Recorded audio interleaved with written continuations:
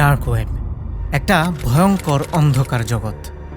Weapons, drugs, murder, hacking, human trafficking, এমন কোনো criminal activity নেই যা এখানে ঘটে না। সাল 2000 থেকে শুরু করে এখন পর্যন্ত আইন শৃঙ্খলা বাহিনীর চোখ ফাঁকি দিয়ে কিভাবে চলছে ইন্টারনেটের এই অন্ধকার জগৎ।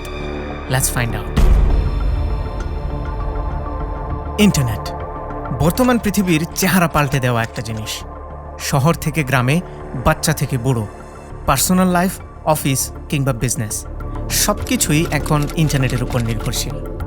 পুরো পৃথিবী জুড়ে ছড়িয়ে থাকা এই নেটওয়ার্ক এতটাই বিশাল যেটা পরিমাপ করাই দুষ্কর।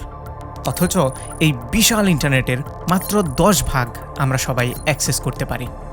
বাকি 90% হিডেন। আর এই হিডেন অংশটাকেই বলা হয় ডিপ ওয়েব।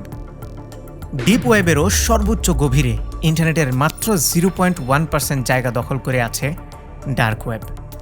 তবে আকারে ছোট হলেও বিশ্বের বড় বড় সব আইন শৃঙ্খলা বাহিনীর প্রতিনিয়ত মাথা ব্যথার কারণ হচ্ছে এই ডার্ক ওয়েব।